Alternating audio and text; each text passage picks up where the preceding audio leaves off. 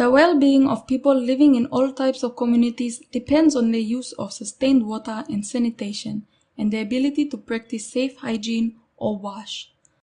But many people throughout Melanesia do not have safe and sustained water, sanitation, and hygiene. We have worked with some of these people who live in informal settlements in or near cities in Fiji, Vanuatu, Solomon Islands, and Papua New Guinea, and with local stakeholders to understand how their water, sanitation, and hygiene situations can be improved through local actions.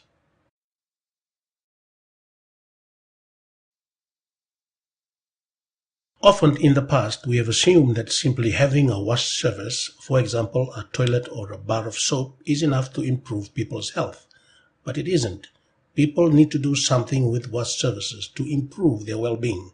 They also need to be using wash service in a way that they are comfortable with and that allows them to achieve the well-being that they aspire to.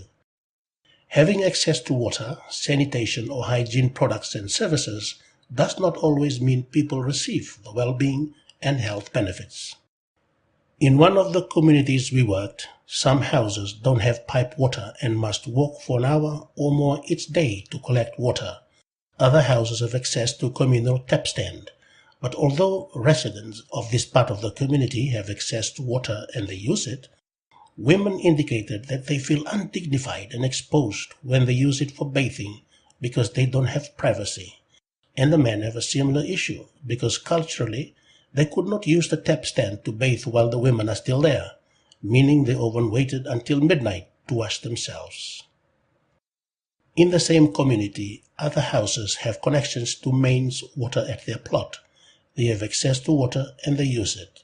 And they are very happy with their water situations and believe it enables them to achieve the well-being that they aspire to. When we think about improving wash situations for better well-being and health of people, we must think about both the infrastructure, equipment, and resources people need, as well as ways people access and use these products and services. All people have different preferences about how they manage water, sanitation, and personal hygiene. Improving infrastructure, products, and services in ways that don't match people's preferences and needs means those wash improvements won't be effective, won't reach everyone, and won't be sustained.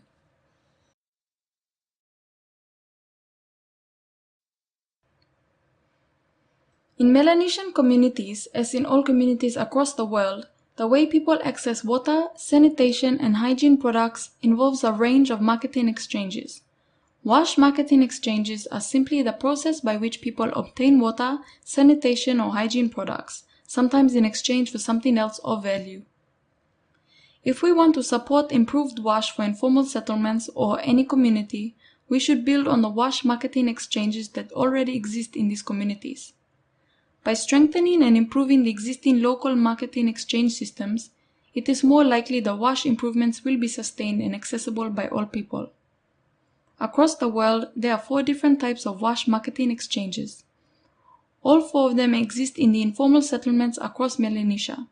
Some of these exchanges occur within informal settlements, and some involve people and businesses from outside the settlement.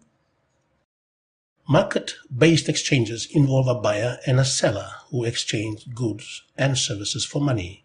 A wash example of market-based exchange is the private sub-stage pumping companies who provide the service of pumping out people's septic tank in return for money. The prices of goods and services in market-based exchanges are determined by the buyer and seller.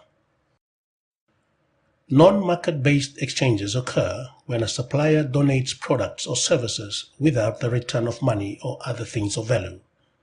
A wash example of non-market-based exchange is the donation of water wells or water pumps by civil society organizations. Command-based exchanges occur when an organization such as water utility makes a product or services available in exchange for money, and that exchange is regulated by an authority, usually the government, who might regulate the price and level of service that is provided. Culturally determined exchanges are when people exchange goods or services according to local tradition and social rules. A wash example of culturally determined exchange occurs when some community members dig a well and share it with everyone in the community. Other community members not involved in digging the well may exchange something else of value, such as providing a meal for the community workers. Other community members, such as elders, may not be required to exchange anything in return for using the well. In the informal settlements of Melanesia, all four of these marketing exchange types exist, and within any community there will be a mix of market exchange systems to access water, sanitation, or hygiene products and services. For example, one homeowner might have a water connection that provides water supplied by the local water utility, which is a command-based exchange. But their neighbors are not able to get a water connection, so the homeowner sells water to the neighbors, a market-based exchange, or gives water to the neighbor for a cheaper price or for free, which is a culturally determined exchange. Although all types of wash marketing exchanges do exist in informal settlements, the current situation is not sufficient for all people to gain the health and well-being outcomes that should exist.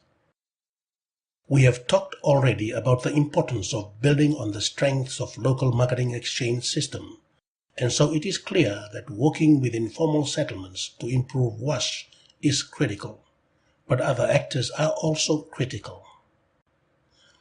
Almost all WASH goods and services come from outside a settlement or community, and so suppliers and stores, water utilities, manufacturers, and other local businesses are also an essential part of the marketing system, and involving them in planning for local actions is very important.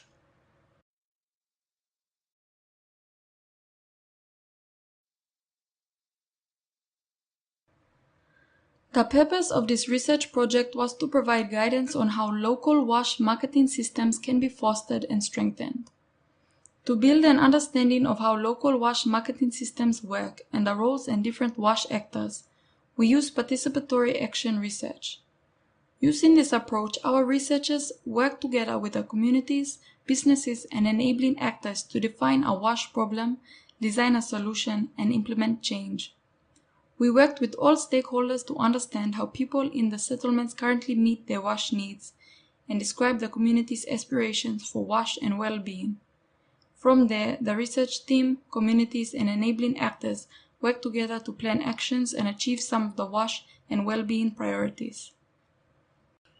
Before the project, a Fijian informal settlement had one connection to mains water, and for some people who lived far from the connection, the pipes were very susceptible to breakage and leakage. Community members identified that they would benefit from a second connection for people on the far side of the settlement. Through our project, they linked up with the Water Authority of Fiji, University of the South Pacific, and Housing Assistance Relief Trust, who assisted the community with their application for a second connection. The connection was completed within a year. People are not losing water to leaks anymore, and several houses that were not connected in the past now have connections of their own. In the Solomon Islands, a community proactively tried to improve their sanitation situation. After meeting with the enabling actors, residents decided to form a WASH Target Development Committee in their settlement. Their first priority was ensuring that everyone in the community has access to a pour-flush toilet. The committee met several enabling actors and approached Honiara City Council to discuss the possibility of receiving toilet construction training. Once some residents are trained, they will be able to build toilets for other residents in exchange for reduced fees, lunch, and assistance with labor and materials. The committee are hoping that those who have been trained in toilet construction will be able to assist other informal settlements with improving their sanitation and create income for their own community. Taking this participatory approach with communities and enabling actors has allowed communities to improve the WASH situation in a self-determined way. Beyond improvements to WASH that will lead to health benefits, we also heard reports that being involved in this process empowered community members. For example, one woman told us, "I realized that everyone is people. Everyone can talk with everyone, even talk with the Prime Minister. Because we stay in areas like this, we just look down on ourselves. I also look down on me because I stay here.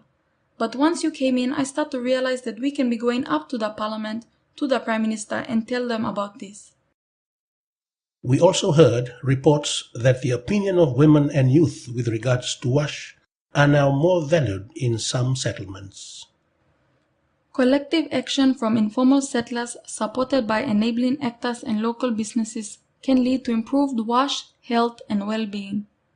It may initially require some time to establish communications between all actors and discuss how the functions required for effective wash marketing systems will be performed, but taking a participatory and systems approach to improving wash is likely to lead to locally appropriate, safe, and sustainable wash. If you are interested in fostering wash marketing exchanges in informal settlements, we have prepared several outputs of use for wash policy makers, programmers, and practitioners. These are all available from the project website.